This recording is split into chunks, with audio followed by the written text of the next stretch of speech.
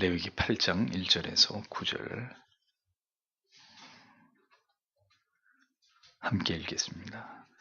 여호와께서 모세에게 일러 가라사대 너는 아론과 그 아들들과 그 의복과 관유의 속죄제의 수송아지와 수양둘과 무교병 한 광주리를 이끌고 온 회중을 회막문에 모으라. 모세가 여호와께서 자기에게 명하신 대로 하매 회중이 회막문에 모인지라.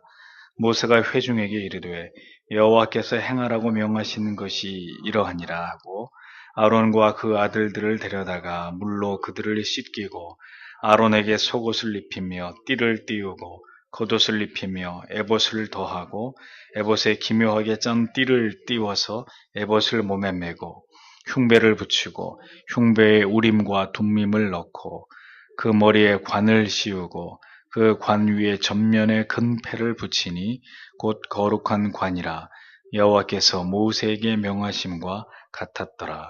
아멘. 레위기 강의 27번째 시간으로 제사장의 성별법 첫 번째 시간의 말씀을 함께 하도록 하겠습니다. 레위기 1장에서 7장까지 하나님께서는 5대 제사의 규례에 대해서 말씀을 하셨습니다. 그리고 이어지는 8장에서는 이제 제사를 집례하는 제사장을 성별해서 제사장을 위임하는 그 과정에 대해서 말씀하고 계신 것을 보게 됩니다. 제사에 관한 긴 설명 이후에 곧바로 제사장에 대한 규례로 이어짐을 볼 때 제사에서 그 다음으로 중요한 것이 무엇이라는 것을 우리는 발견하게 되죠.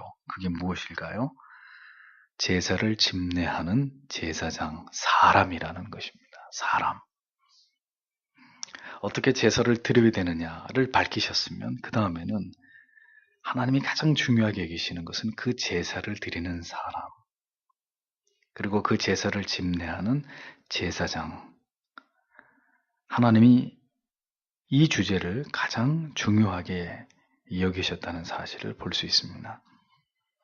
하나님께 올바른 제사를 드림에 있어서 그 제사를 집례하는 제사장의 역할이나 그의 성별의 규례들이 절대로 가볍게 다루어져서는 안 된다는 사실을 성경은 우리에게 보여주는 것입니다. 예배가 얼마나 중요한지를 밝혔으면 그 다음은 그 예배자들, 예배드리는 사람, 그들의 성별, 그들의 이 세상과의 구별됨, 이런 것들이 하나님이 보실 때 얼마나 중요한지를 이어서 성경에 강조하고 있는 것을 우리가 보게 되는 것이죠. 사람이 중요하다는 것입니다. 제도와 방법은 그 다음이라는 거예요. 하나님 앞에서 성별된 성도, 성별된 목사, 사람이 중요하다는 것이죠. 사람들은 교회의 부흥을 이야기하면서 또 개별적 자기의 삶의 인생의 성공을 이야기하면서 부흥, 성공 이런 것들의 가치를 중요하게 여기고 하나님에게 그것을 달라고 기도합니다만 하나님이 우리 안에서 확인하고 싶어 하시는 것은 무엇이냐? 부흥이 아닙니다. 성장이 아닙니다. 우리의 어떤 형통과 성장이 아니고 너는 어떤 사람이냐? 너는 내 앞에서 어떤 자이냐? 하나님이 보시기에 거룩한 교회이냐? 하나님이 보실 때 성별된 성도이냐? 하나님의 가치는 그것이라는 것입니다. 우리는 어떤 방법을 자꾸 논하려고 하고 어떻게 해야 부흥할 수 있고 어떻게 해야 꿈을 이룰 수 있느냐?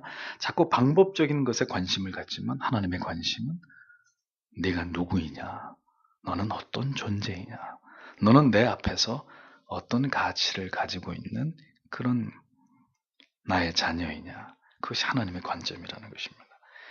하나님을 제사하는 성별된 일에 관여하는 자들을 하나님께서는 철저한 규례에 따라서 성별하시고 이들을 통해서만 하나님을 제사할 수 있게 하신 것은 하나님의 지엄하시고 거룩하심에 대해서 어느 누구도 함부로 침범할 수 없게 하신 하나님의 뜻이었습니다. 우리는 어떤 규례를 통해서 그래서 제사장들의 이 성별의 절차를 그들이 거쳐가야만 됐는지 그리고 그것이 의미하는 바가 무엇인지를 이제 레위기 8장 말씀을 통해서 하나하나 생각해 봐야 할 것입니다. 먼저 1절에서 3절을 보면 여호와께서 모세에게 말씀하여 이르시되 아론과 그와 함께한 그의 아들들과 의복들과 기름 부음에 함께한 그의 아들들과 의복들과 기름 부음에 쓸 기름과 죄 헌물의 숫소와 숫양 2마리와 누룩 없는 빵 1바구니를 취하고 온 회중을 회막문에 모으라. 이렇게 기록되어 있습니다. 자, 그러니까 제사장의 위임식에 필요했던 준비사항은 크게 세 부류로 나누어 볼 수 있습니다. 첫째는 위임식의 대상자인 아론과 그의 아들들이었습니다. 두 번째는 위임식에 사용될 물품인 의복과 제사장이 입을 의복과 관유였습니다. 기름,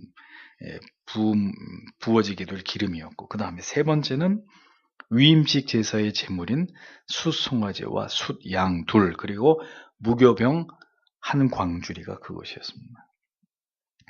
하나님께서는 이러한 것들을 준비케 하시면서 자, 이런 것들을 준비해라 라고 하시면서 이것을 어떤 용도로 어떻게 사용하겠다고는 밝히지 않으셨습니다. 그냥 이러이러한 것들을 준비하라고 명령하셨습니다. 왜 이것을 준비해야 되는지를 일일이 우리에게 설명하실 이유가 없으셨기 때문이죠. 하나님께서 그렇게 준비하라고 명령하셨으면 그대로 준비하면 되는 것입니다. 하나님, 왜 그렇게 준비해야 되죠? 하고 묻거나 따지거나 이것은 우리에게 허락된 일이 아닙니다. 하나님이 명령하시면 우리는 그대로 순종하고 그 하신 명령 그대로 준비하는 것, 지키는 것. 그 하나님의 명령을 따르는 것만이 우리가 해야 될 일이라는 거죠. 언제나 하나님께서 우리에게 요구하시는 것은 먼저 준비하고 먼저 행하게 하시는 것입니다. 그리고 설명은 그 뒤에 어떨 때는 아예 설명조차도 생략해 버리십니다. 왜 그렇게 하시는 것일까요? 하나님은 우리에게 순종을 원하신다는 거죠. 묻지도 말고 따지지도 말고 왜 그렇게 해야 되는지 설명해 달라고 요구하지도 말고 내가 여호와가 너희에게 명하는 그대로 순종해라. 하나님은 먼저 순종을, 믿음을 원하시기 때문입니다. 그래서 그 밖에 다른 것들을, 자질구레한 것들을 우리에게 덧붙여 설명하시거나 그것을 우리에게 이야기하지 않으십니다. 다 설명하지 않아도 믿고 순종하고 준행하는 것을 하나님이 기뻐하신다는 거죠. 우리는 알려주세요. 다 설명해 주세요. 논리적으로 이해시켜 주세요. 저를 설득해 주세요. 하나님께 그것을 요구하지만 하나님은 내 뜻이다. 내가 너희에게 명한 것이다. 그대로 지켜 행해라. 끝. 그 뒤로는 달린 말씀이 없으신 거죠. 그러면 우리에게 무엇을 가르치시는 것이냐? 신앙이란 그저 믿고 따라가는 것이다. 라는 것을 가르쳐 주시는 겁니다. 왜 이렇게 해야 되고, 왜 이 길로 가야만 되고, 무엇 때문에 이런 것들을 필요로 하시는지 다 알지 못하더라도 주께서 쓰시겠다고 하면 가서 당나귀를 끌고 와라. 그리고 누가 묻거든 주가 쓰시겠다고 해라. 끝. 다른 얘기는 하시지 않는 거죠. 예수님께서는. 그냥 주님이 쓰시겠다. 아니 값을 지불해야 됩니까? 만약에 안 주겠다 그러면 어떻게 해야 됩니까? 뭐 이런 질문도 필요 없고 주님은 그런 경우에 대해서 얘기하지도 않습니다. 가서 끌어와라. 그 동네 가면 어린 당나귀 한 번도 멍에를 매보지 않은 이 사람을 태워본 적이 없는 당나귀가 있는데 끌고 와라. 그리고 누가 뭐라 그러면 주가 쓰시겠다고 해라. 하나님께서는 결코 우리에게 모든 것을 다 설명하실 의무가 없으시다는 것을 기억하십시오. 믿고 따라가면 하나님의 뜻은 성취되는 것입니다. 따라서 나는 하나님께서 모든 것을 보여주시고 들려주시고 깨닫게 해주셔야만 움직이겠습니다. 저는 순종하겠습니다. 저는 그래야만 믿고 따르겠습니다. 라고 대답하는 것은 대단히 믿음 있는 것처럼 보이지만 사실은 신앙이 아닌 것입니다. 그렇게는 누가 못 따라갑니까? 그렇게는 누가 못 따라가고 누가 믿지 못하겠어요? 신앙이라는 것은 그런 것이 아니라는 거죠. 하나님께서는 위임식에 필요한 것들을 준비하라고 명령하시고 이어 온 백성들을 회막문 앞에다 집결시켜라. 모든 백성들을 다 불러 모아라. 그들이 보는 앞에서 이 제사장의 위임식을 진행시키고 계셨던 것입니다. 그렇게 하신 이유는 무엇 때문일까요? 먼저 위임식을 공개적으로 진행하심으로써 이 제사장의 직분이 신적인 기원과 권위에 근거한 것임을 모든 백성들에게 알리시는 것입니다. 제사장의 직분과 권위가 하나님께로부터 임한 것임을 백성들이 알고 제사장의 모든 권위와 대언하시는 말씀에 하나님의 백성들이 온전히 순종하게 하기 위해서 이 제사장 위임식은 나 여호와가 친히 집례하고 주도하고 이루는 것이다라는 것을 백성들이 보게 하는 것입니다.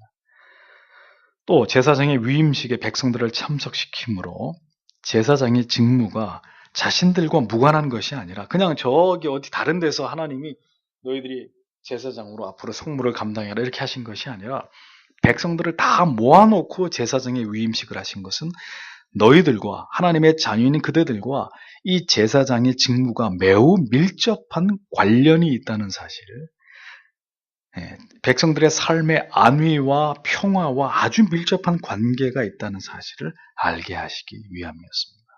그리고 모든 백성이 자신을 대신해서 하나님께 제사를 드리고 하나님의 뜻을 전달할 이 구별된 성물을 감당할 자들이 누구인지 자기들의 눈으로 그들을 똑바로 보게 하기 위해서 그들의 눈으로 그들을 확인시켜 주시기 위해서 하나님께서는 백성들을 모두 다 불러 모으셨던 것입니다.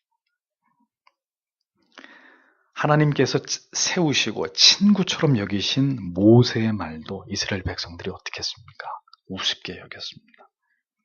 그리고 불평하고 원망하지 않았습니까?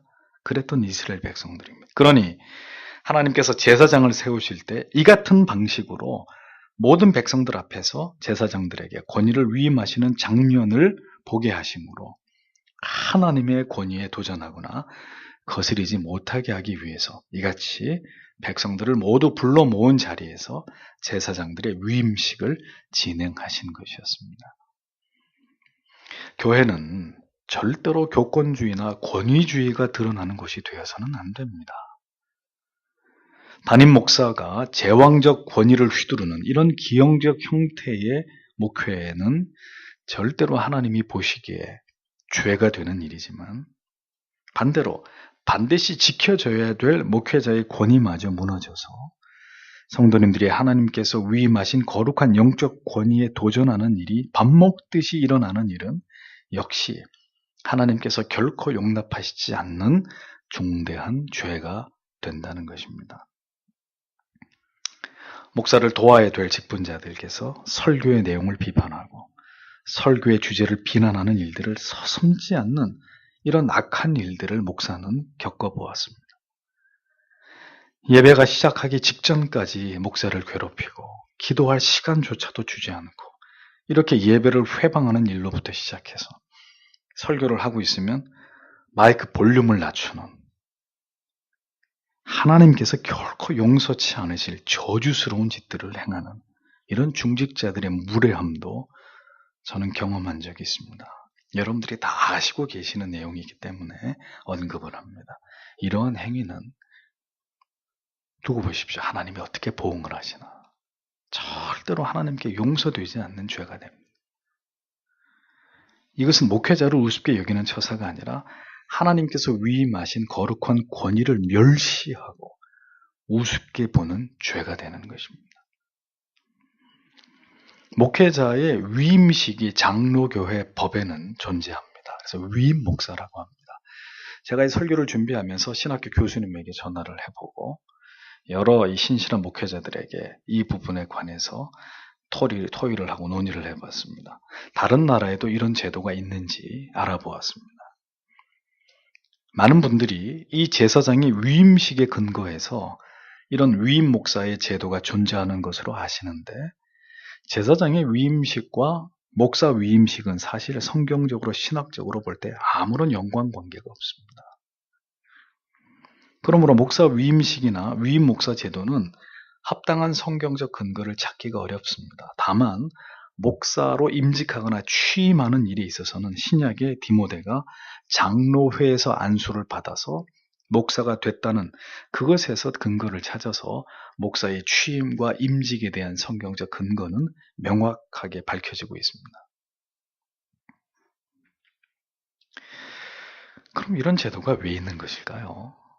위임 목사가 되면 온갖 비리와 죄로 인한 타락에 대해서 일체의 면죄부를 얻을 수 있는 것입니까? 절대로 쫓아낼 수 없는 것인가요? 도무지 성경적이지 않습니다. 또 위임 목사로 성도님들이 추대를 해놓고도 그 목사가 마음에 안 든다고 쫓아내버리는 이런 경우는 또 무엇입니까? 올바르지 않은 제도를 만들어서 이 또한 타락의 길을 열어주는 이러한 제도들에 대해서 저는 젊은 목회자들과 또 신학대학원의 교수님들에게 문제를 제기합니다. 이제는 이러한 제도에 대한 심각한 재고가 필요한 시점이 아니냐 이거죠. 의사들도 의사 자신들을 지키기 위한 교묘한 법을 가지고 자기들을 보호합니다.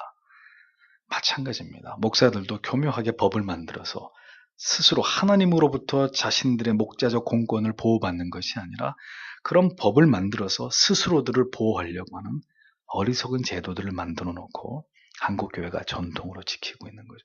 제도로 지키고 있는 것입니다. 안타까운 일이 아닐 수 없습니다.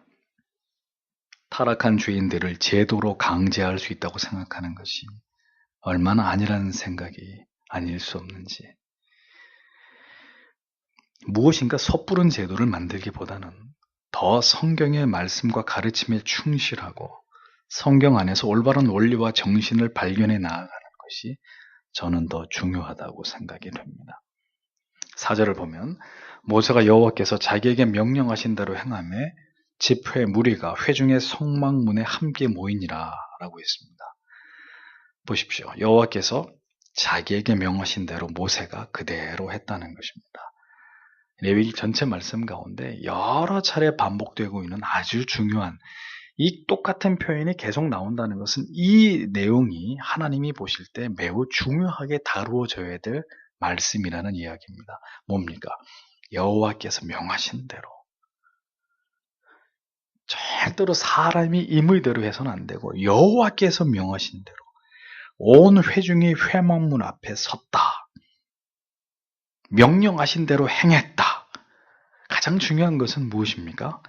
하나님이 말씀하시고 온 성도는 그것을 그대로 지키는 것입니다. 더하거나 빼지 않고. 여기에는 누구도 예외가 없고 여기에 불순종하는 이가 없이 하나님의 말씀을 100% 지키고 있었습니다. 이 구약의 공동체를 보면 이 지엄하신 하나님의 법이 있었고 그 법을 어기면 그냥 목숨이 날아가는 이런 어떤 분위기와 상황이었기 때문에 그럴 수도 있지만 구약의 공동체를 보면 제사장을 중심으로 이런 하나님의 엄유하신 말씀에 대한 일체의 순복이 있었습니다. 네. 누구든 여기에 반기를 드거나 어기는 사람은 가차없이 생명을 하나님에 거두어 가시기 때문에 아주 일사불란하게 지도자를 중심으로 하나님이 뭔가를 명령하시면 순종하는 전체가 그 하나님의 말씀에 순복하는 이런 모습이 있었습니다. 그러나 신약 교회로 이어지고 현재의 교회로 이어지면서 이렇게 하나님의 말씀과 계명에 대한 엄격한 준수는 어떻게 됐습니까? 점차 다 사라져버리고 말았습니다. 하나님을 향한 이 경외의 정신은 모두 개인화, 개별화 되어버렸습니다. 딱 한 가지만 얘기할까요? 주일 예배만 해도 우리 성도 100%가 주일 오전과 오후 예배, 주일 성수가 안 되고 있잖아요. 네. 자, 구약 같으면 상상할 수도 없는 이야기죠. 죽는 거예요. 주일을 어겼다 하면 그러면 그냥 목이 날아가는 거예요. 하나님이 반드시 죽이는 거예요.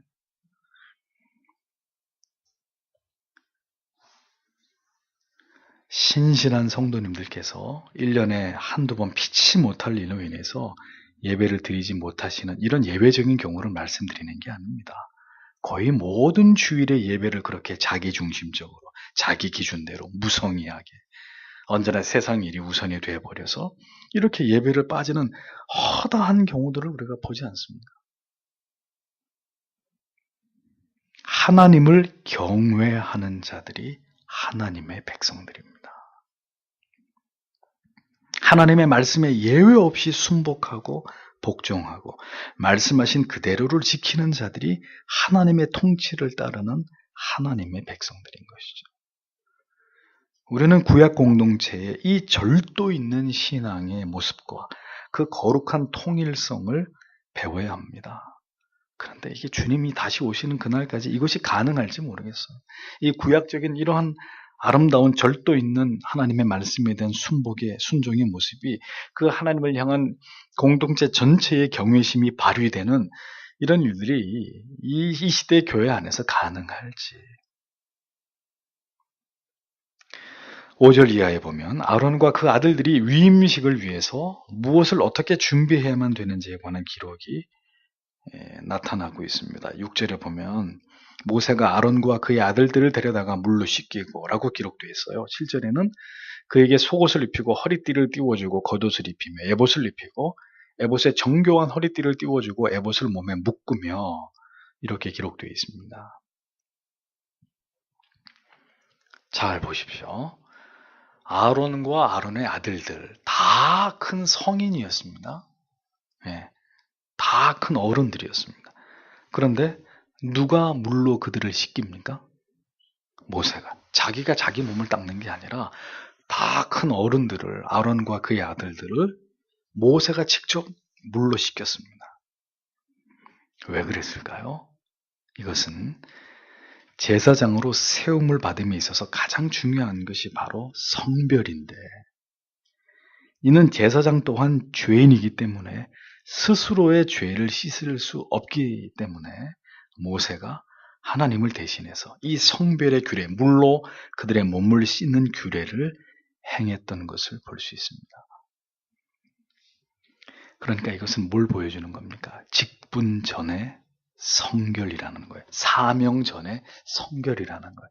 어떤 비전, 전 비전이라는 말을 별로 좋아하지 않습니다만 그 이전에 성결이라는 거예요. 성결하고 성별되지 않은 자가 하나님의 일을 맡는다는 것은 어불성설이라. 그건 주의 뜻이 아니라는 것입니다. 주일에 이 설교를 하는 일이 목사에게 우선이 아니에요. 설교는 누구든지 할 수 있어요. 논리적이고 조금의 어떤 말재간이 있으면, 아니 제가 하는데 여러분이 못 하시겠습니까? 누구도 나와서 여기서 나름대로의 논리를 가지고 설교하는 것은 어려운 일이 아닙니다. 주일에 설교하는 일이 목사에게 우선이 아니라 목사에게 그보다 더 중요한 건 뭐예요? 성별된 삶이라는 것. 1시간 설교를 위해서 그의 삶이 하나님 앞에 성별되고 경건하고 구별됨이 있어야 된다는 것. 사역자에게 가장 중요한 선행 조건은 어떤 그 일을 해내는 것이 아니라 그 일을 해내기까지의 하나님이 그를 보실 때 성별한 삶이 선행되지 않으면 빈 껍데기라는 거죠. 허수와 배신하지 않는 것입니다. 좋은 설교 이전에 성별된 거룩한 삶, 경건한 삶이 말씀을 맡은 자의 조건이 되어야 한다는 것입니다. 성도 여러분들도 마찬가지이십니다. 1시간의 예배의 행위 그 이전에 그의 경건하고 성별된 삶, 그리고 진실된 회개가 있는 삶이 선행 조건이 되어야 된다는 것입니다. 1시간 가서 예배 때우는 그거는 회심하지 않은 사람도 나름대로 종교적 동기가 있어서 교회 와서 앉아가지고 1시간 예배 드리면서 아, 참 좋았어. 그리고 돌아갈 수 있는 거예요.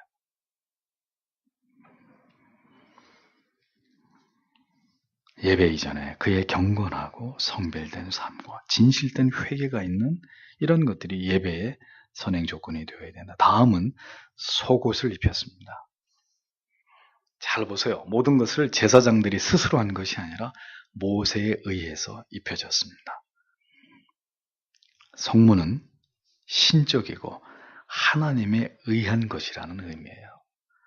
제사장이 입고 있는 속옷까지도 자기가 뭘 어떻게 하는 게 아니라 모두 다 하나님에 의해서, 그분의 뜻에 의해서, 자기 스스로 어떤 성직의 조건을, 자격을 만들어낼 수 있는 것이 아니라 모두가 하나님의 은혜로, 하나님에 의해서 그런 의미입니다.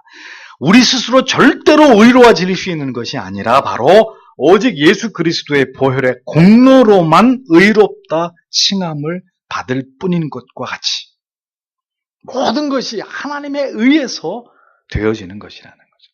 내가 어떤 뭘 만들어낼 수 있는 어떤 자격 조건을 만들어내는 것이 아니라 하나님께서 그 모든 것들을 이루어 가시고 하나님에 의해서 그 모든 것들이 준비되어져 간다는 것을 의미하는 것이죠. 속옷은 추함을 가리는 것입니다. 인간적인 허물을 가리우는 것이죠. 제단에 올라갈 때도 하체가 드러나지 않게 하라고 우리 5대 제사를 강의하면서 그 부분을 기억하실 것입니다. 겉옷은 청색으로 짜여진 그런 옷인데 이것은 직분의 권위를 상징합니다. 또 보좌 우편에 계신 예수 그리스도의 대제사장 직분을 상징합니다. 그 그리스도의 권위가 겉옷을 입었다는 것은 그 가장 위대한 대제사장이 되시는 그 그리스도의 속죄 대속의 제사장의 그 권위가 제사장에게 위임됐다는 것을 의미하죠.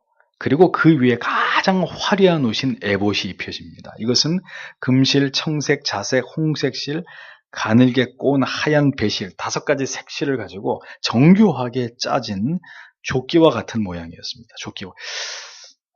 이 그림으로 이렇게 보여드리면 참 이해하시기 쉬운데 한번 보여드릴 기회가 있을 겁니다. 그것이 바로 에봇이었고 띠는 청색, 자색, 홍색 실로 가늘게 꼰 배실로 허리에다가 두서 번 정도 둘러서 묶고 나머지는 무릎까지 이렇게 늘어뜨린 그런 형태였습니다. 그리고 에봇에다가 가슴에다가 이제 흉배를 붙이는데 이것은 제사장들은 붙일 수 없고 대제사장의 가슴에만 흉배를 붙입니다. 이것은 4줄로 되어 있는데 이스라엘의 각 지파의 이름이 새겨져 있는 12보석이 박혀 있는 그런 흉배였습니다. 이것은 두말할 나위 없이 이스라엘의 12지파를 상징하는 것이었죠.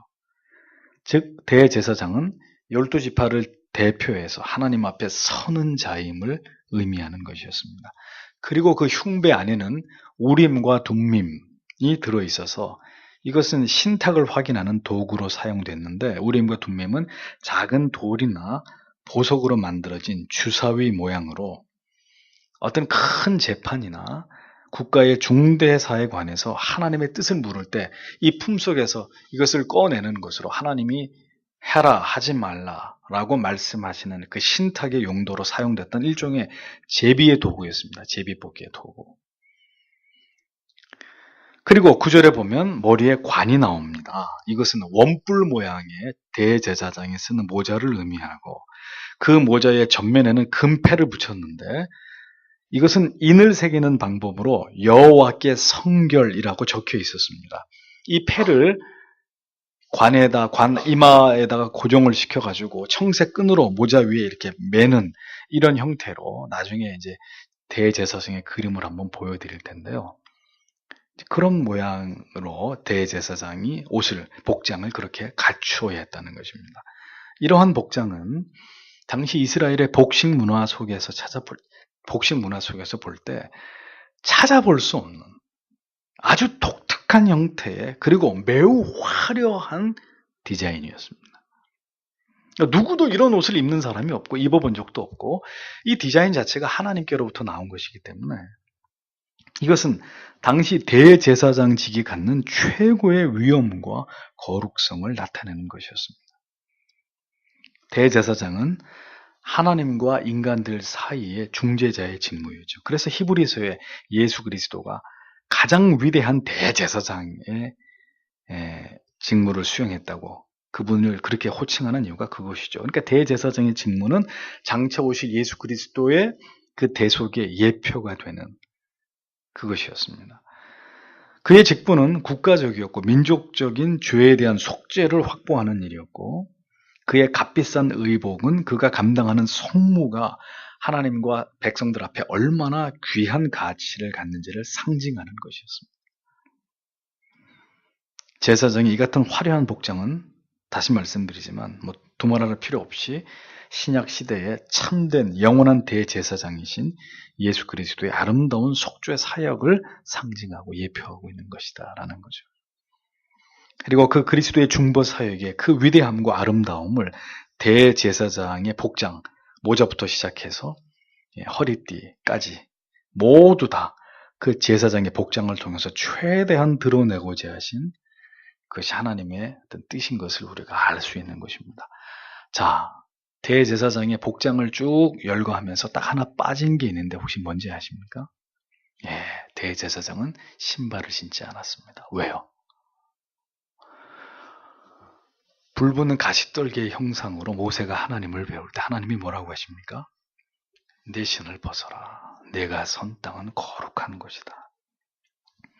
위대하신 하나님 앞에 신을 신다니요. 그래서 제사장은 다른 것은 다 갖추고 화려하게 그 복장을 갖추었어도 신발은 신을 수 없었던 것입니다. 자, 여러분 보십시오. 5대 제사에서부터 제사장의 성결의 이 과정, 제사장의 위임식의 이 성별의 규례들을 쭉 보면서 우리가 깨달아지는 것은 뭡니까? 하나님은 과정을 중요하게 여기시는 분이라는 거죠. 우리는 항상 결과지향적입니다. 인생에서도 결과, 무엇을 이루어내고 성취하고 성공하는 우리에게는 이것이 중요하지만 하나님은 우리 인생 전체의 과정, 모든 것이 이런 이 원리가 하나님이 우리에게 주신 이 말씀의 규례 원리가 적용됩니다. 하나님은 과정을 철저하게 여기시는 분이에요. 그 과정 속에서 하나님의 뜻을 존중하고 그 하나님의 뜻을 순복하느냐 그렇지 않느냐를 보십니다. 우리 인생 전체를 놓고 우리가 하나님을 경외하고 하나님의 뜻과 법을 따라서 신실하게 누가 뭐라고 하든지, 그래서 다윗이 얘기하는 천만인이 나를 치료해도 나는 두렵지 않다. 그들이 나는 오직 하나님만이 두렵다. 과정을 보시는 하나님. 그렇다면 우리도 우리의 삶의 좌우명도 우리의 살아가는 이유와 목적도 결과가 아니라 과정이 더 중시되는 그런 삶을 신자는 살아가야 한다는 것입니다. 세상은 우리와 전혀 다른 가치관을 가지고 있습니다. 세상은 뭐로 가도 서울만 가면 된다. 수단과 방법을 가리지 않고 목적한 것을 이루는 것이 그것이 대단히 훌륭하고 똑똑하고 지혜로운 것으로 여깁니다. 그것은 그리스도인의 가치관, 그리스도인의 인생관과는 다른 것입니다. 우리는 그 과정을 꽉꽉 채워가야 됩니다. 하나님 앞에서. 조금도 부족함이 없이 성실하게 그 모든 과정들을 이수하고 채워가면서 밀도 있는 삶을, 신앙을 완성해 나가야 합니다. 세상 사람들은 절대로 그런 걸 중요하게 여기지 않습니다. 여기서 가치관의 충돌이 일어나는 거죠. 그러니 세상 사람들이 우리 보고 미련하고 어리석고 바보 같고 세상 물정도 모르고 손가락질을 우리가 받게 되는 것은 당연한 것이라는 것.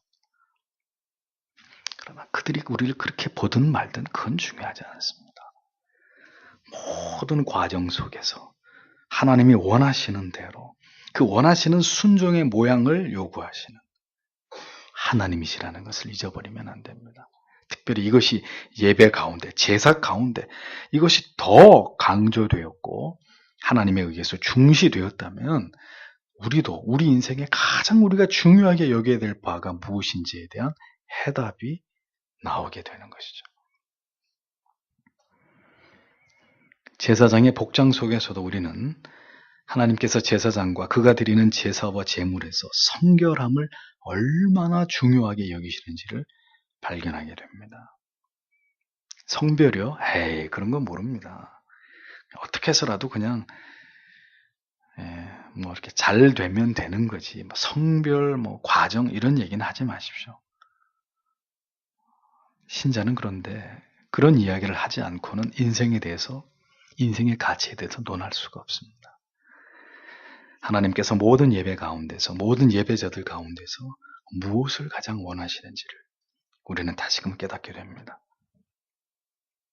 많은 목사들이 있습니다. 많은 교회가 있고 많은 교인들이 있습니다. 그러나 성별된 목사, 성별된 성도, 거룩한 교회는 그리 많지 않습니다.